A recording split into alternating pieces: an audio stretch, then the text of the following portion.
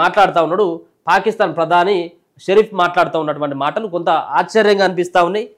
కొంత మరి ఆయనకు మరి తెలిసి మాట్లాడుతూ ఉన్నాడో లేదో తెలియదు, కానీ ఇంకా ఆయన ఏదో అనుకుంటా ఉన్నాడు అన్నట్టు. ఇంకా ఏది ప్రతీకారం తీర్చుకుంటున్నట్ట. ఏం ప్రతీకారం లోటేపిసి నువ్వు తీసుకునేది? ప్రతీకారం తీర్చుకుంటాం, భారత్ తప్పునకు పర్యవసాలు ఉంటాయి. పాకిస్తాన్ ప్రధాని షెహబాజ్ షరీఫ్ వ్యాఖ్యలు. తమ దేశంలోని పలు ప్రాంతాలపై భారత్ జరిపిన దాడులకు ఖచ్చితంగా ప్రతీకారం తీర్చుకుంటామని పాకిస్తాన్ ప్రధాని షెహబాజ్ షరీఫ్ ప్రకటించారు. భారతదేశం నిర్వహించిన ఆపరేషన్ సింధూర్ నేపథ్యంలో బుధవారం రాత్రి పొద్దుపోయాక దేశ ప్రజలను ఉద్దేశించి ఆయన ప్రసంగించారు.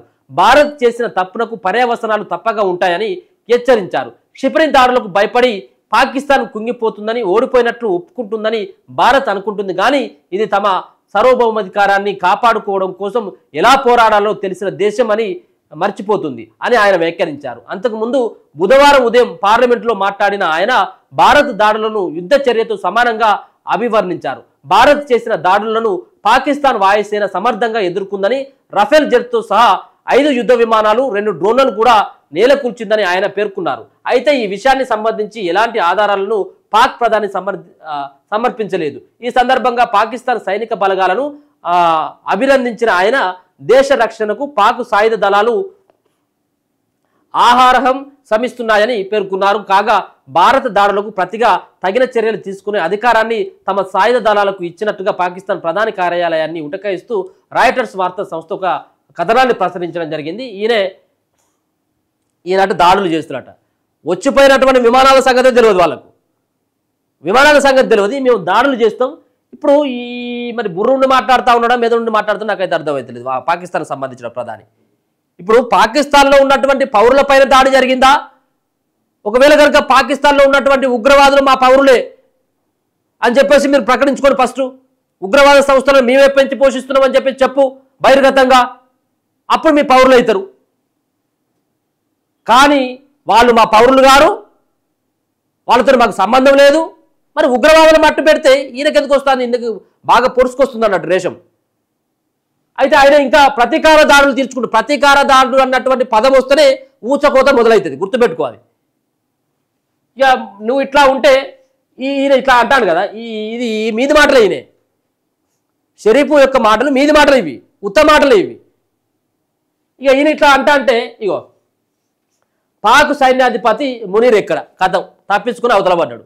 మీ సైనిక అధికారే తప్పించుకుని అవతల పడ్డాడట. ఇక భారతదేశం రేపు మాపు యుద్ధం చేసినట్టున్నది, కనీసం నా ప్రాణాలను రక్షించుకోవాలని చెప్పేసి మునీర్ అనేటోడు బయటపడ్డాడట. ఆ సైనిక అధికారే లేకుండా పత్తా లేకుండా పోయాడు. ఆయన పత్తా లేకుండా పీకుతాడు, ఈయనేమో ప్రతీకారం తీర్చుకుంటామని ఆయన ప్రకటిస్తాడు. ఇక ఒకసారి చూసుకోవచ్చు. Pakistan army chief general Syed Asif Munir Ahmed Shah కనిపించడం లేదట. పహల్గామ్ ఉగ్రదాడికి ముందు హిందువులు ముస్లింలు వేరంటూ వ్యాఖ్యలు చేసిన ఆయన దాడి జరిగిన తర్వాత నుంచి ఎవరికి కనిపించకుండా పోయారు. కనీసం మీడియా సమావేశాల్లోనూ పాల్గొనలేదు. ఆ దాడికి ప్రతీకారంగా పాక్లోని ఉగ్ర స్థావరాలపై భారత దళాలు ఆపరేషన్ సింధూర్ పేరిట క్షిపణి దాడులతో విరుచుకుపడిన తర్వాత కూడా ఆయన జాడలేకపోవడం గమనార్హం. మునీర్ దేశం వదిలి పారిపోయారు అంటూ సోషల్ మీడియాలో వార్తలు వైరల్ అయ్యాయి. హ్యాష్ ట్యాగ్లు, మీమ్లు వెలువెత్తాయి. పాక్ ఆర్మీ చీఫ్ తన కుటుంబంతో సహా దేశం విడిచి పారిపోయారని లేదా రావల్పిండిలోని బంకర్లో దాక్కున్నారని వార్తలు వచ్చాయి. ఈ ప్రచారం ఊపందుకోవడంతో పాకిస్తాన్ ప్రధానమంత్రి కార్యాలయం నష్ట నివారణ చర్యలు చేపట్టింది. ఏప్రిల్ 26న ప్రధానమంత్రి షెహబాజ్ షరీఫ్తో కలిసి జనరల్ మునీర్ ఓ కార్యక్రమంలో పాల్గొన్నారంటూ ఫోటోను ఎక్స్లో పోస్ట్ చేసింది.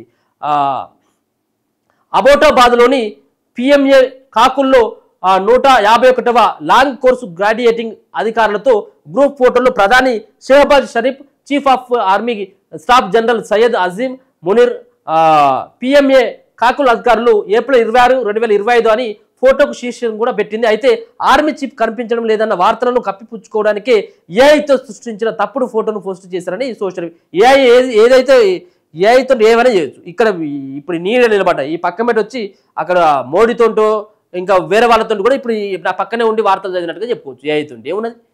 కానీ అసలైనటువంటి వాస్తవాలు ఏంటంటే పాక్కు సంబంధించినటువంటి సైన్యానికి అధిపతి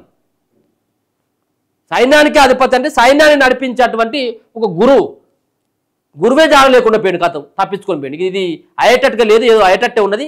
కనీసం నా పిల్లలతోటైనా కానీ బయటపడితే నా ప్రాణాలను దక్కుతాయి అని చెప్పేసి మొత్తం పీక్కొని పోయింది ఇక్కడి నుంచి, పాకిస్తాన్ నుంచి. ఈయనకే గతి లేదు, ఈయనను ఆపేదానికే నీ దగ్గర బలం లేదు. పాకిస్తాన్ ప్రధానికి మేము యుద్ధం చేస్తాం, అణుబాంబులు వేస్తాం, ప్రతీకారం తీసుకు ఏది నువ్వు లొట్ట బీసి తీసుకునేది?